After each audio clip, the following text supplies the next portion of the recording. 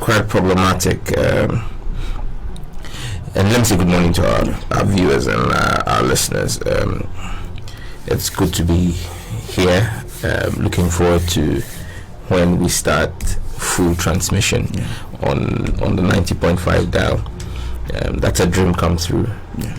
But on the issue of premix, it's a major issue. I mean, it's an issue that we've raised with the minister, because look, you have had this fishermen and these fisher folks run the business of fishing and the whole premix business for years. It's never been 100% perfect, but what you see today is as a result of poor policy decision that was taken as far back as 2017 when the NPP took over office. We have what we call the premix management committees that handle the receipt of this premix and then sell the premix. The percentage is given, the cost is given back to government. The profit on it, a percentage is given to government, and a percentage is retained by the premix committee to do local development. Now, normally the premix committee is made up of boat owners or canoe owners, the chief fisherman, fishmongers, women in the fish in the value addition chain. Now you have the NPP come in 2017, and what they decide to do is to dissolve all the premix committees and then appoint party executives of the NPP into the premix committees. So you had people who had nothing to do with fishing. You had bakers, you had shoe shine people, you had teachers and nurses being premix committee persons. I can tell you for a fact, in my constituency in Ngo Pram Pram, for example, most of the premix committees have not accounted for one cedi to the communities in the almost 6 years that Akufo-Addo, or 5 years and counting, that Akufo-Addo's government has been in power. Not one. From what they are supposed to. I can give you a typical example in Pram Pram, and these are things people can go and check. In Pram Pram Lower, the premix committee was building a 12-seater toilet for the community. It was about 60% done. In 2016, the NDC lost power. Since 2016 up till now, not one block has been added, because the new premix committee is not accounting to the chief fisherman, not accounting to the town people. In fact, at the point in time, the ministry was asking them to deposit the monies with the central into a central account in Accra at the ministries, and then when you needed the money, you applied for it through your DC and through the party chairman to get the money, and then they were using it to carry out their political primaries. Most of the MPP candidates in fishing communities got money from the fisheries ministry through the premix money, and the premix is not going. When the premix gets to the community, you know what I'm talking about is the revenue that is made. But even the product itself, when it gets to the community, it goes to an MPP constituency chairman or an MPP branch police station executive. He takes it, puts his own profits on it. So a gallon of premix you should be buying at about, say, maybe 60 cedis. You are buying it at about 100 Ghana, because he has slapped 40 cedis on it. You either buy it or you leave it. At times, even when you have the money and you go, then they tell you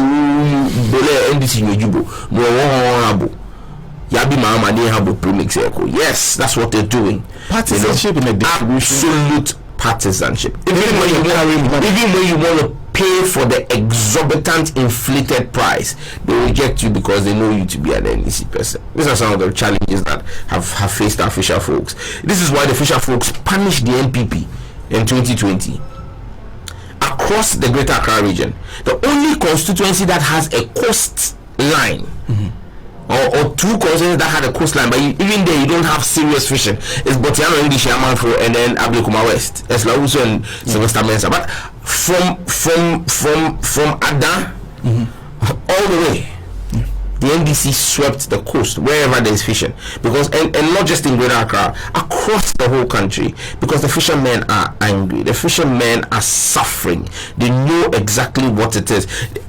They know. I mean, outboard engines. You were buying outboard engines for 6,000 cedis under President Mahama. Today you are buying an outboard engine for 21,000 Ghana cedis.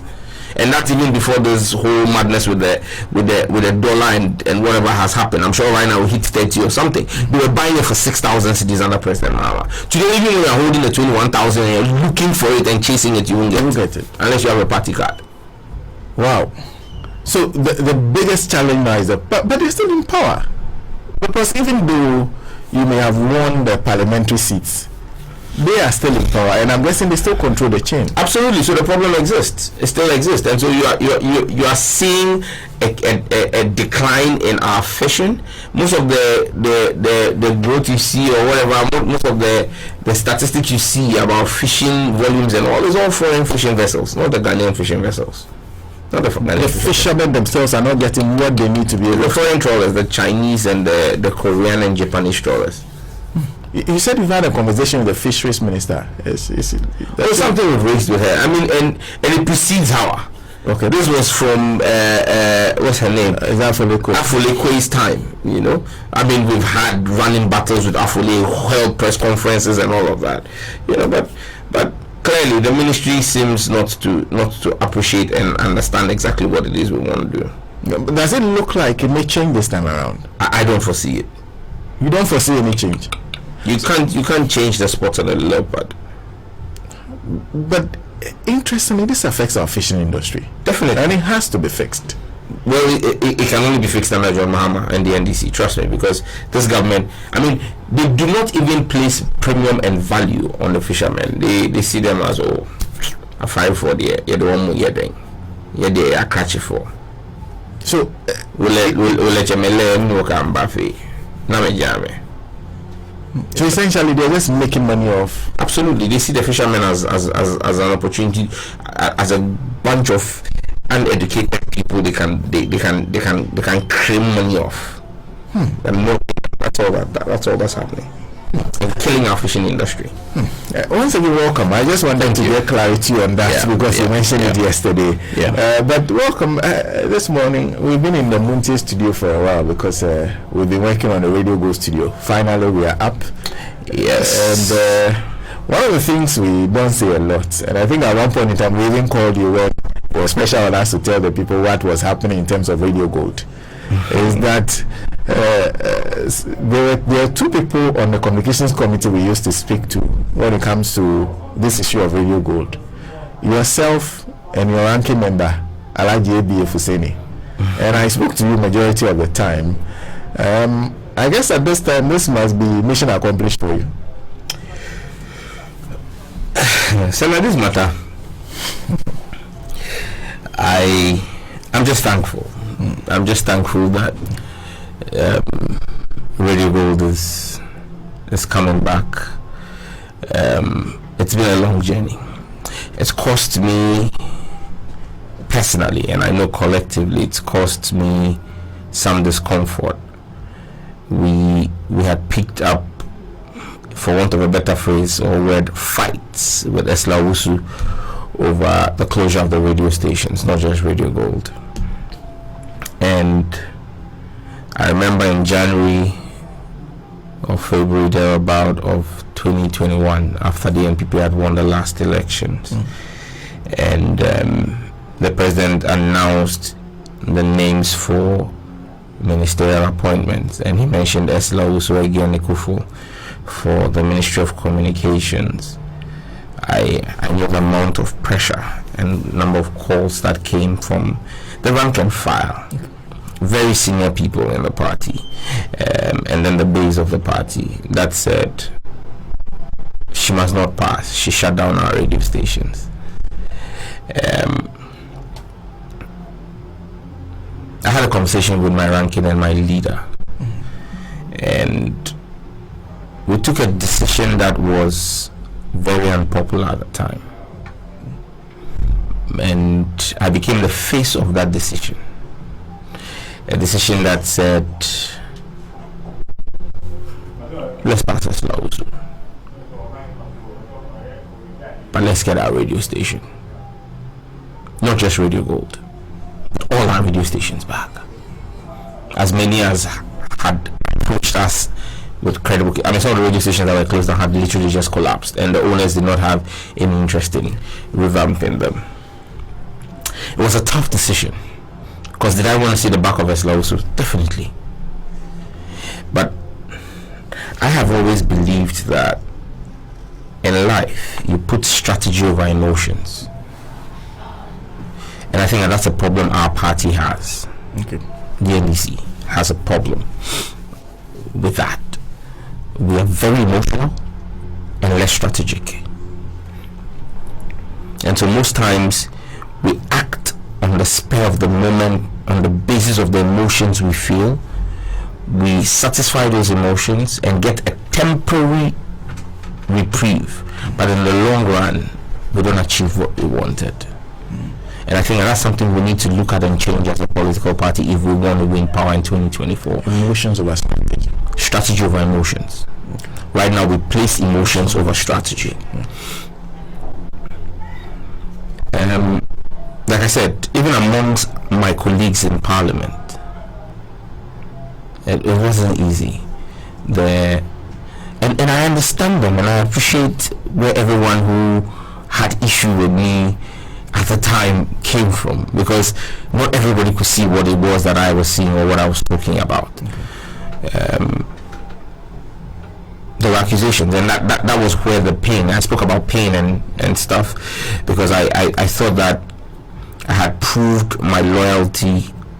My leader had proved his loyalty to the NDC. We had paid our dues, still paying our dues, and it was one time I hoped that people would just say, because of all you have done in this space, we would trust your judgment on this. But it appears that that's not the case in politics. However, I want to salute Uncle Ato Ahoy.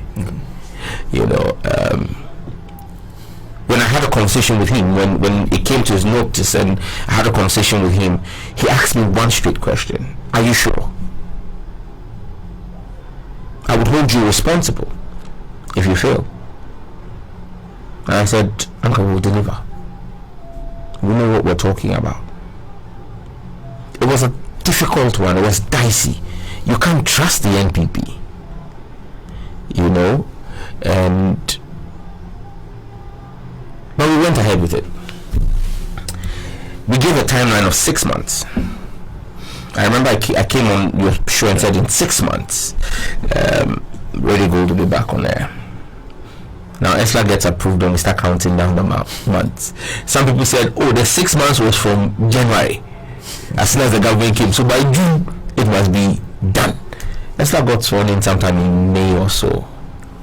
I said, the minister has just gotten sworn in, so there's a process by which approvals have to be given for frequency authorizations. The final say is the minister, but it doesn't go through the minister. It doesn't start from the minister, actually. You know, I remember we kept saying to them, look, there was a lot of work that had to be done. They needed, but the crux of the work in approving was a technical report, and we had seen the technical report. We knew that our radio stations were coming back, but I mean, the people just wanted to hear Radio Gold 90.5, your power station. I mean, and once they were hearing that on their dial, once they put it on 90.5, and it was shh, Jack, whatever you were saying was noise, you know. And then the pressure started mounting, and then for some reason, the president delayed with his appointments to boards, and you needed the board to approve the technical report before the minister can give final approval. And it was hell waiting till the board was approved. The board was finally approved, if my memory serves me right, I think sometime in September or so, October. It was late in 2021. Yeah, October thereabout. But I mean, we had kept faith with the process and kept demanding. You know, at a point in time, the budget hearings, this budget for the Ministry of Communications, it came into the news that we actually sacked the minister. Myself and my ranking refused to hear her budget because we said we had not seen Radio Gold. The final authorization had not come.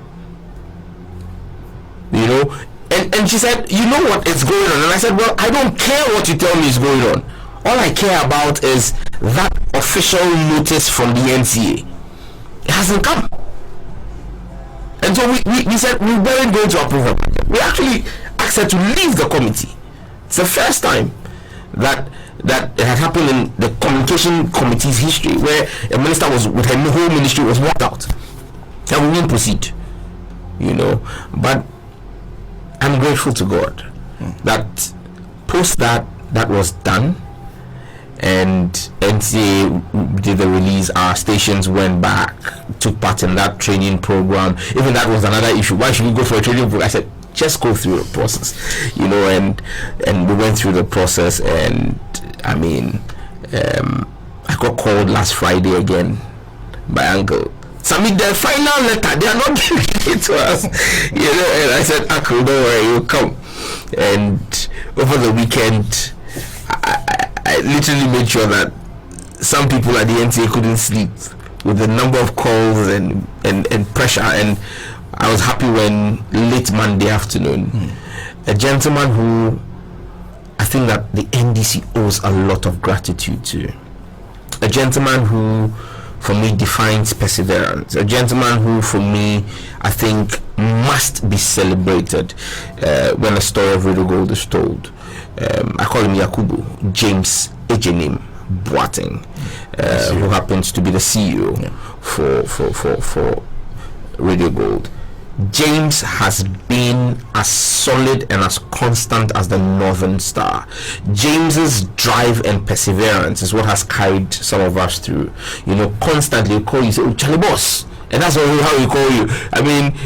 James is my senior, but we call you, say, "Oh, boss, how far with our thing?" And even when your vein was coming down, because James has called you quickly get it. He was constant. When you call him and say, "James, we need this document," when the NCA throws up some cudgel in the works and says, "Okay, we need this document. If we don't get this document, we can't proceed," you talk to James. James will never tell you, "I can't provide it." James will tell you, "Boss, give me 1 week, give me 2 days, give me this," and he will always deliver. And so James made sure, we may have worked in the background, or we may have been the face.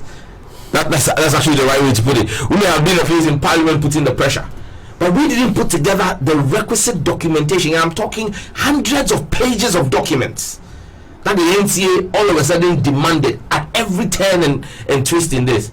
James Ejenim Boateng delivered. And I think that he's an asset to this station, he's an asset to our party, he's an asset to the country, and I want to celebrate him. I think that this story is James's story.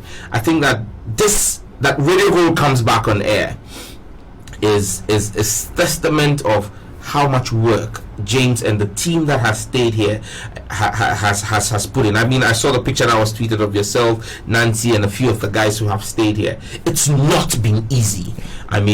This period you have spent, and I salute and celebrate every one of you. You have gone through all kinds of things, and things we can't see on radio. I know some of the challenges some of you have gone through to keep the station afloat and keep going. It just takes tenacity, and I celebrate all of you. And I'm sure that wherever Bafuboni's soul is, he's smiling and looking down on us, content that finally, I love Radio Gold 90.5. It's going to be again. Since yesterday, my dial in my car has been on 90.5. Over the past 4 years, it had shifted to another frequency, but as soon as the test transmission started, yes, you're not giving me news, you're not giving, but it is on 90.5. That is what it is, because it is just good to see and feel and hear Radio Gold back on there. And I think that's one of the reasons I actually invited you into the studio. I know I took you by surprise, but I think if there's anybody whose face should be here at this time, yourself and Alaji ABF Husseini. In fact, at some point in time, I will call you constantly. You have to explain to me what the process was. And then when I come and sit here, they'll be asking what is happening, and I'll keep quiet. I said, no, don't worry. And I recall when he gave me the time frame, he said it was going to happen.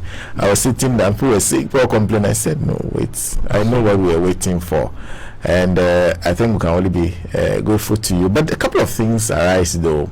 Yeah. There are those who feel that this is something that should, in the first place, never have happened.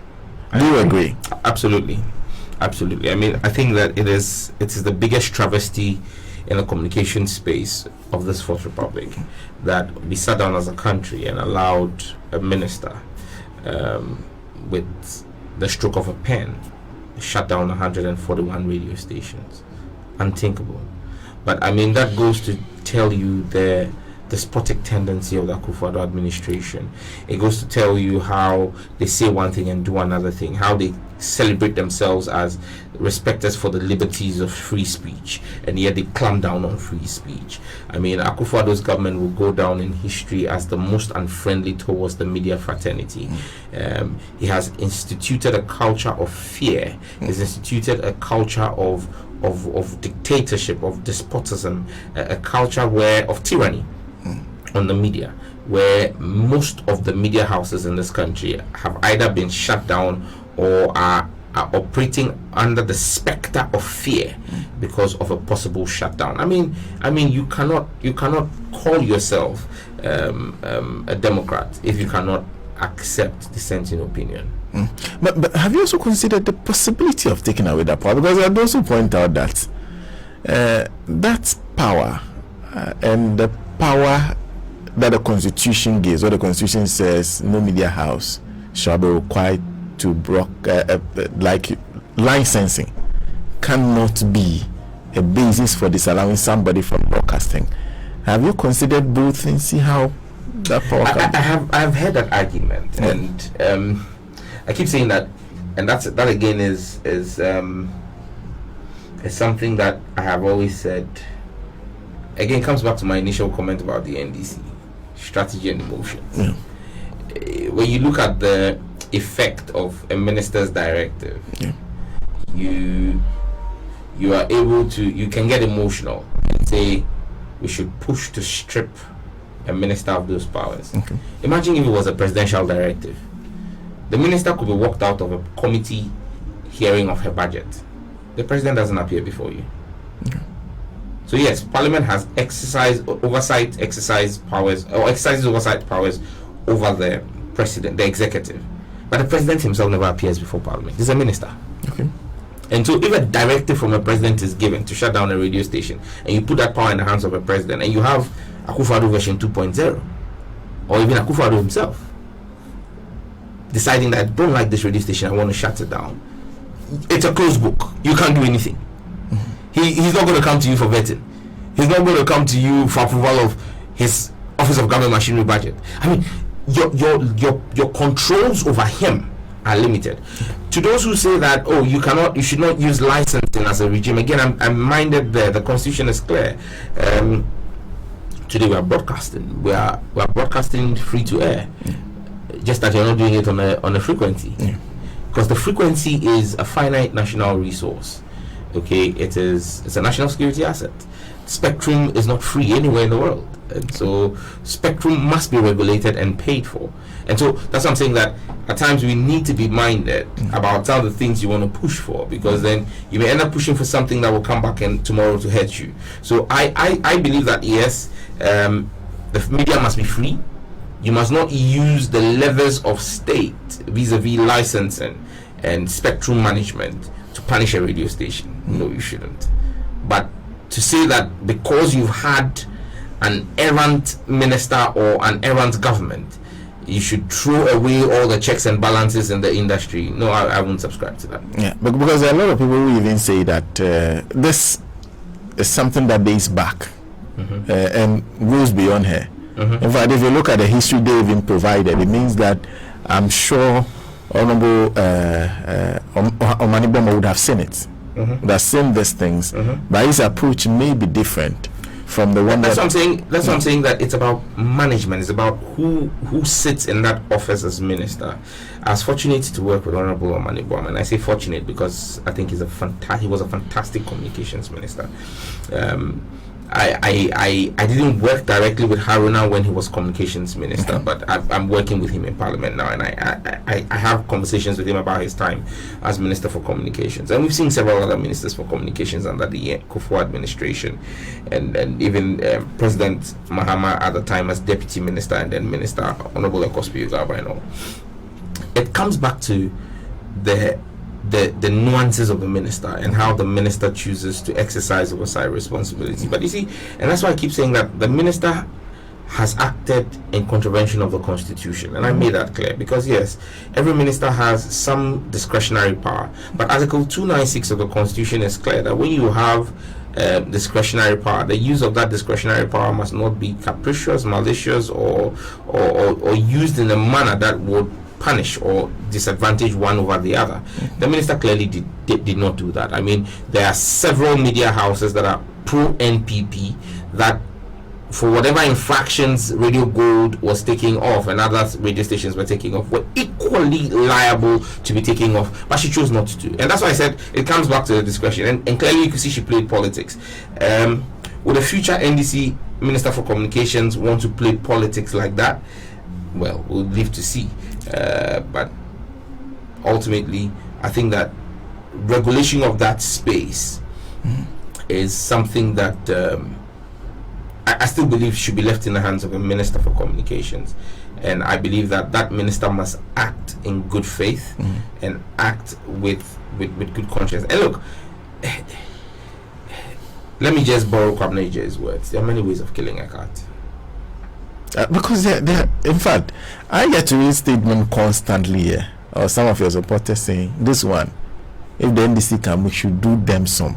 And frankly, for me, as someone whose only job has been in the media, I have not worked in anywhere else but the media, I feel a little worried by that. Is that a position?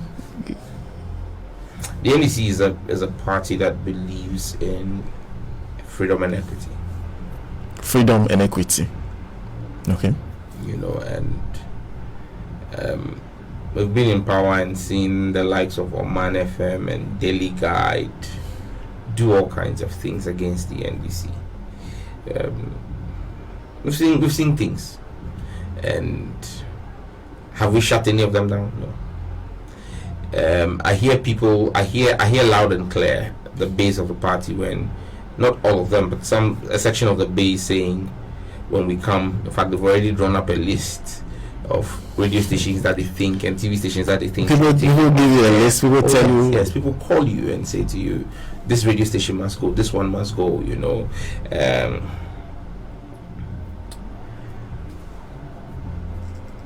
I believe that we are not the NPP. We're better than them. We're more intelligent than them. We have better finesse to us than them. And that's why I'll go back to Kwabena Eje's point. There are many ways of killing a cat. I'll leave it there. But it's just to suggest that there may be something of that sort.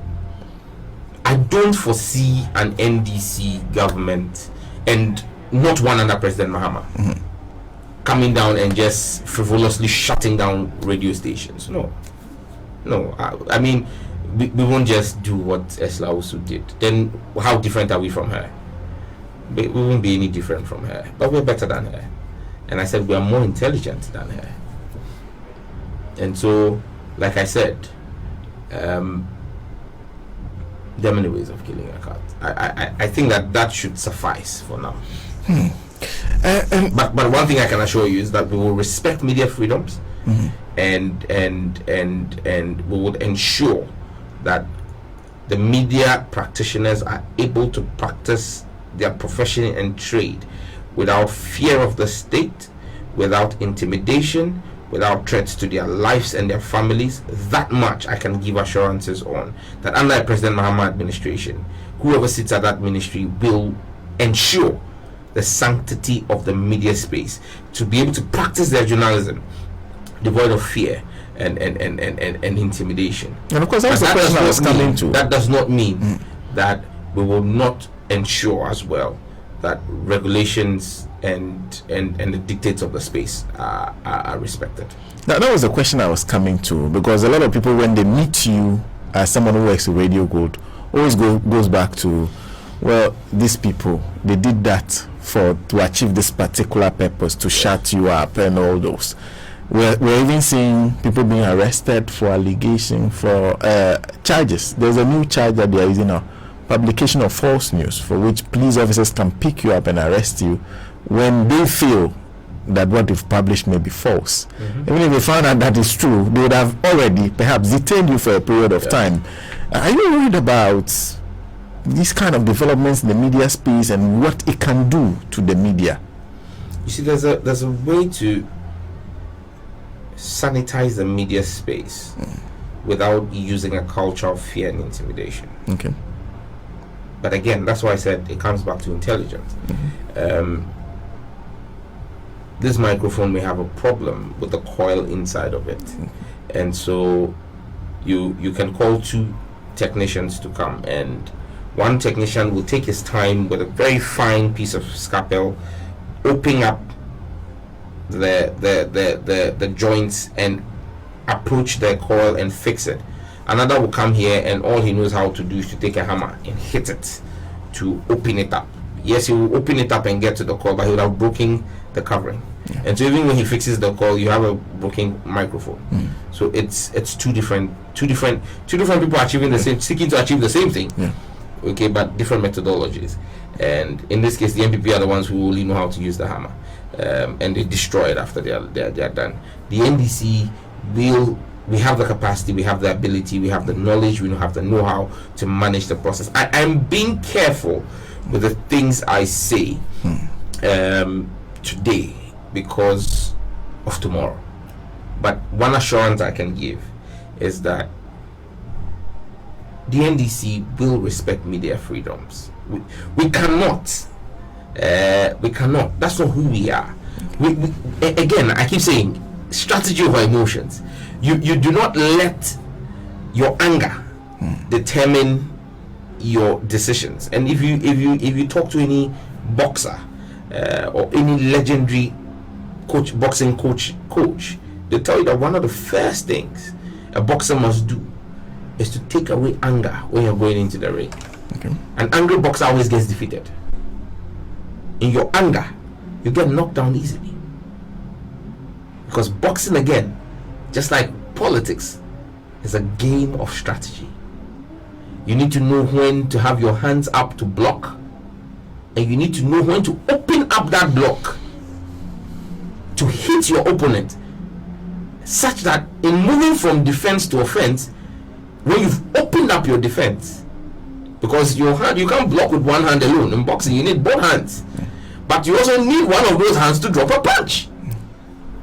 If you say you block throughout, you will score no points. You'll be hit until you'll be counted out. If you say you also won't block and you're just going to keep throwing the punches, it's not possible.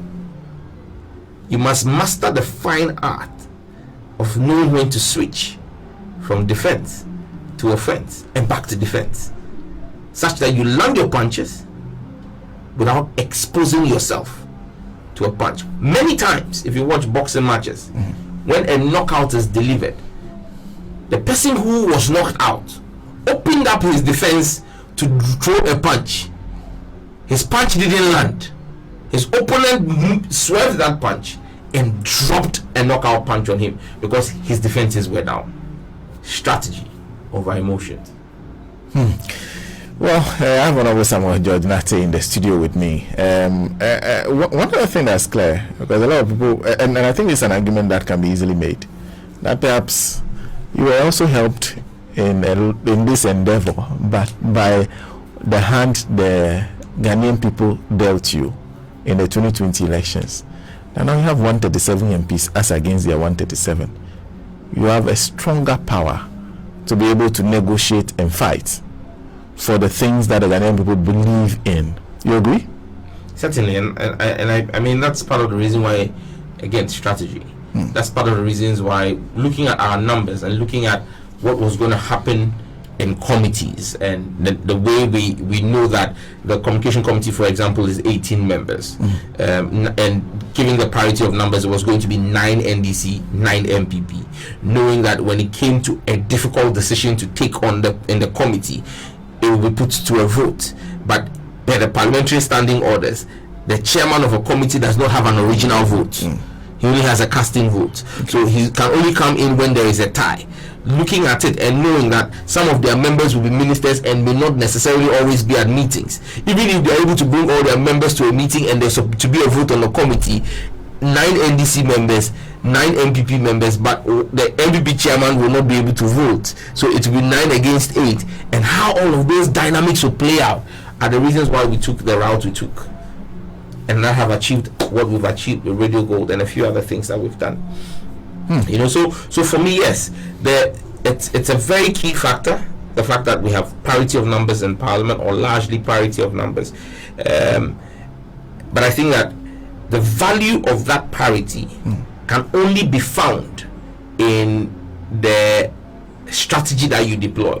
Because if you do not deploy strategy, you may have parity of numbers, but you will not be able to execute your plans properly. Okay. And that has been helpful in this fight against the e-levy.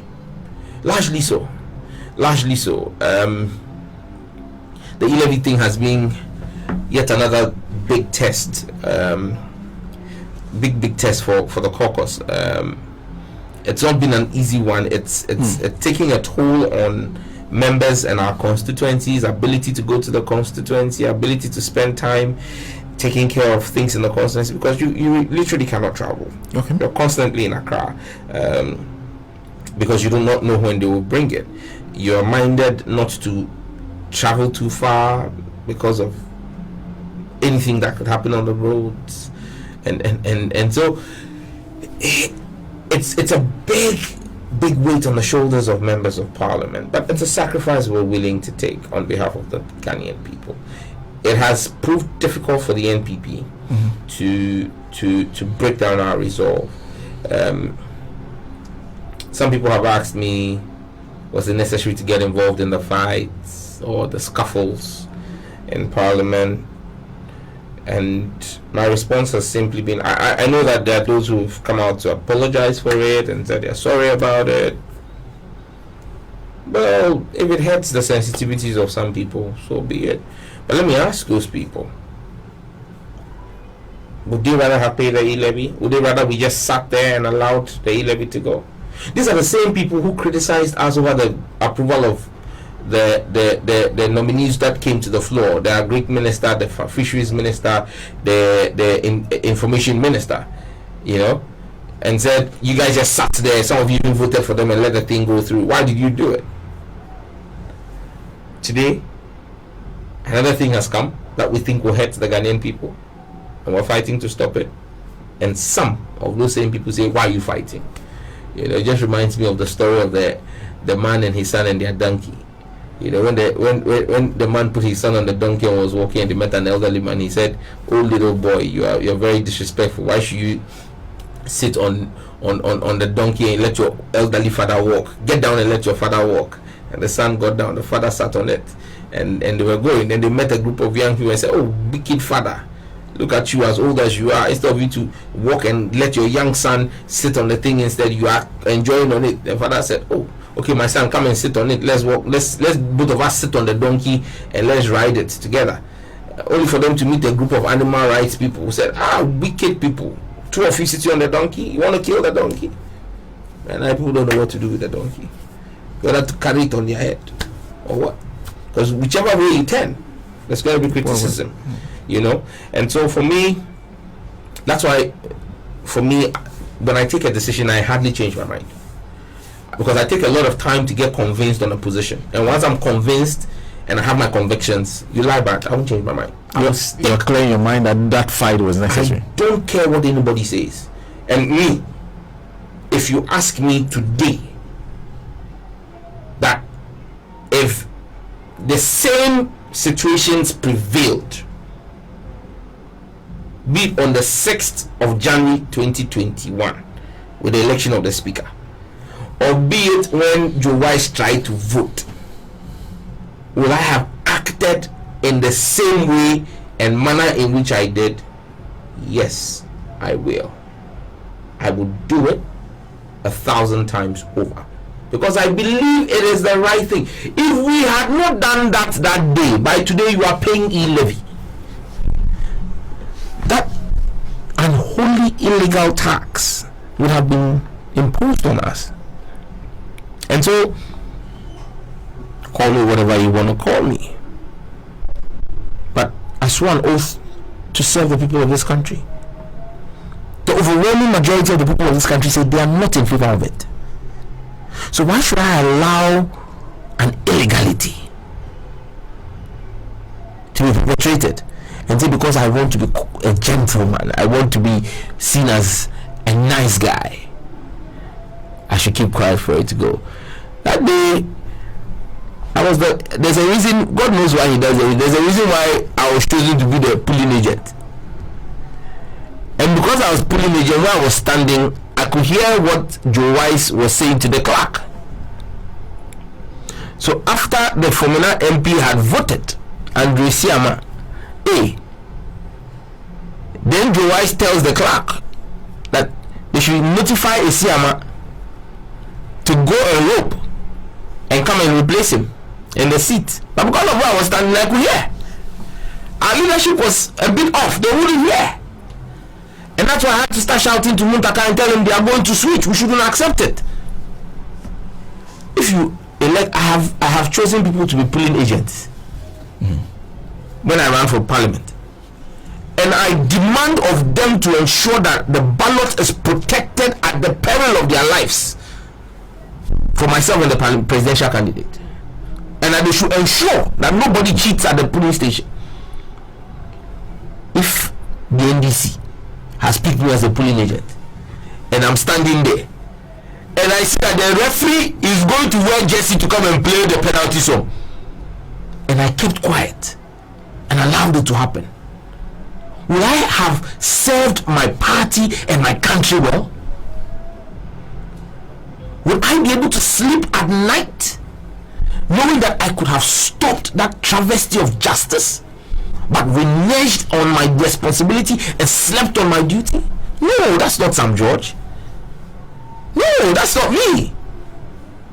And so if I am given the opportunity to be polling agent for the NDC caucus anytime there is an election in parliament, if everything is going according to plan, I would let the process continue. But if there is an attempt by the NPP to circumvent the process, as a polling agent, I will raise the alarm and insist that the process stops. Because that is what we train our polling agents to do at the general election. So why should it be different in parliament? So this didn't happen at your prompting? Go and watch the videos again. When I turned around and told Muntaka that Joe Wise is leaving the chair and Isiama is moving, and that was when the backbench of the party of the caucus rose and said they will not let Joe Wise, they will not let Andrew Isiama come and sit on the chair. Polling agent, I thought that they were going to play some formation, which is not allowed. So should I keep quiet? Should we sit there and allow them circumvent the rules? No, it doesn't work that way. You know, Sena, it doesn't work that way. But now this, okay, so that's what you did, because you said if the situations were the same, the circumstances were the same. Now the circumstances, the Supreme Court says that you should actually have allowed him to do that. The Supreme Court has made their ruling. We've heard them, and like I've said, we've heard them. We're masters of our own rule. Masters of your own? Yes. Parliament is masters of his own rule. The Supreme Court, when we read the judgment, they said Parliament may proceed to amend our standing orders. As far as I'm concerned, we haven't amended our standing orders. So it stays the same. The situation has not changed for you. Because, and that's the position I made when the judgment was given, before even the ruling was made, the reasoning was made available. I did an interview and people, I said, look, we've heard, but I'm waiting to see on the floor of the chamber, who will come into the chamber and come and change the standing orders. Because you cannot sit in the judiciary and dictate to us in the legislature what to do. It will happen today because we don't dictate to the judiciary what they do. We don't tell the Chief Justice how to empanel judges. The executive cannot tell the legislature what to do. That's why the executive is able to bring its own its business, and we are able to reject it and say we don't agree, we won't do. It's the same way we cannot, the judiciary cannot tell the president how to run cabinet. And you see, that's a distinction here. And that's why when the speaker said the ruling was absurd and that our president is myopic, I agree with the speaker. Nobody is saying that parliament is sovereign. Nobody is saying that parliament is above the law. But there's a principle of separation of powers. Okay. Now, what that principle supposes is that every arm of government is independent of the other and not subservient to the other. Okay. So the executive, in the practice of its work, is not subservient to the legislature or the judiciary. The Speaker of Parliament or Parliament or the Chief Justice and judges cannot tell the president how he conducts cabinet meetings. But what they can do is that the output of cabinets, the output of the executive, can be accepted or rejected. So that's why when cabinet approves a loan and brings it to parliament, parliament does not tell cabinet how to go about approving that loan. But when the loan document comes to us, we in parliament can say we don't agree with the terms of the loan, go back and go and renegotiate. Okay. But as to how cabinet met, how cabinet went about agreeing on that, it's not our business. We don't go into that space. When a loan, when government enters into contract or government does anything, and a party is aggrieved, that party can go to the judiciary. The judiciary would not go into questioning how government arrived at that decision. The judiciary will question whether the decision government has arrived at is in tandem with the law. But as to how they conduct their business in the executive, how a minister reaches a decision, is not a business of the judiciary. Okay. The same way when it comes to parliament. When parliament sits, how we conduct our business is our business. We are masters of our own rule. The output of our conduct of business is legislation that can then go before the judiciary for interpretation. So they can sit and pass judgment on our output. Laws will pass, agreements we approve, because that is completed process. That's the output. Okay. But as to how we do what we do, they can't. Look, I'll give you a typical example. The Constitution is clear, very clear, on quorum and voting in Parliament. 102 and 104 of the Constitution. It says that quorum must be 1/3 of all members of Parliament.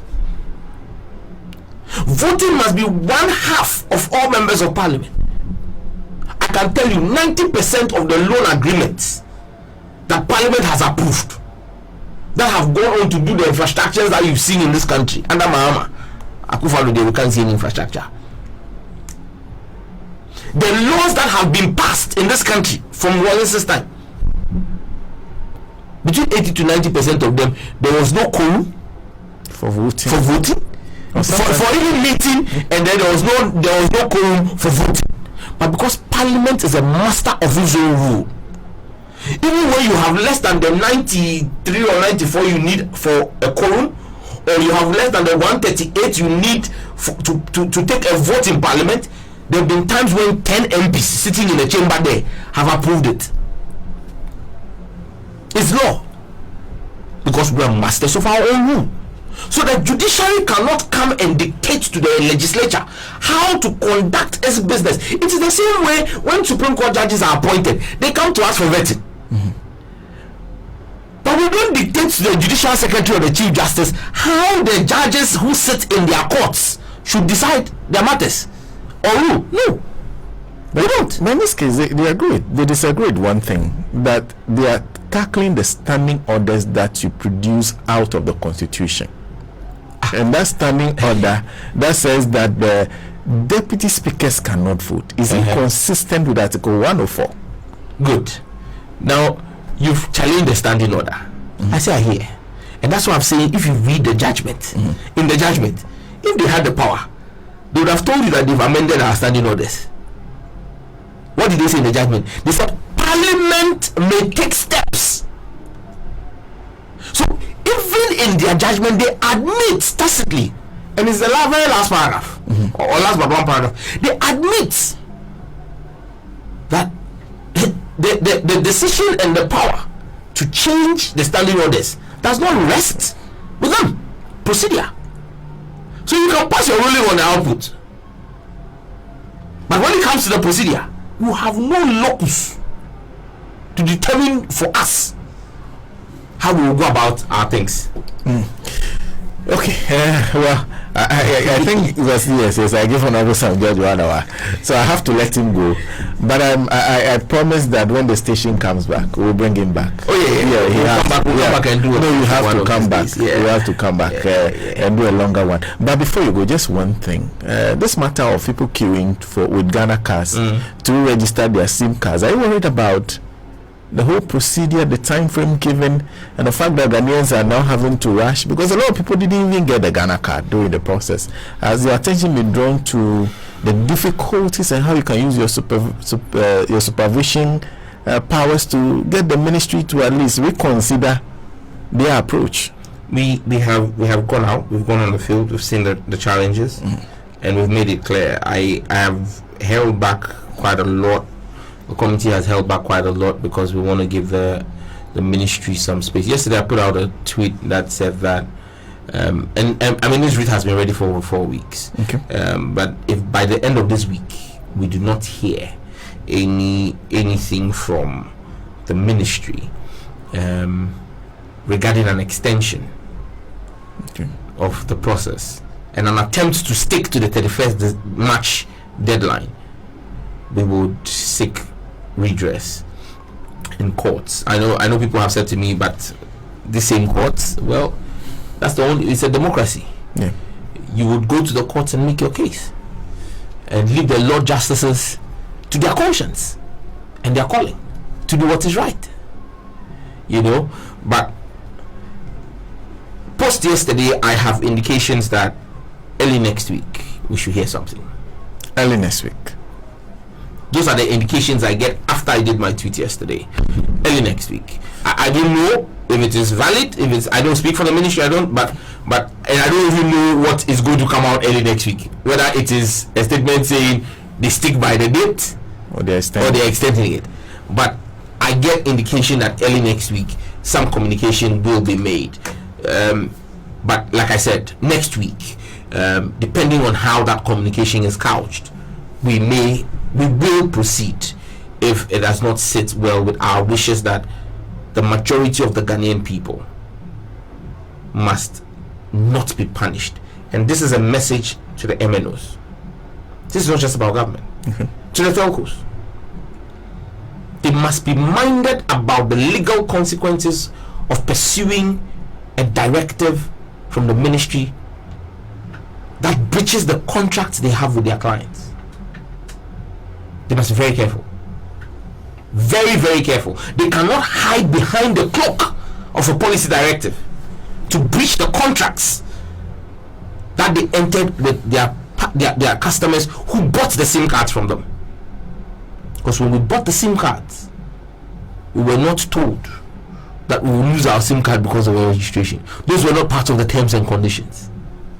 And you cannot just amend the terms and conditions unilaterally on your own without recourse to me, an agreement from my end as a client or as a customer. And so we would deal with the ministry, but we would deal with the MNOs as well if they make the mistake. Something in law called class action suits. They should do an estimate our resolve and how far we're willing to go.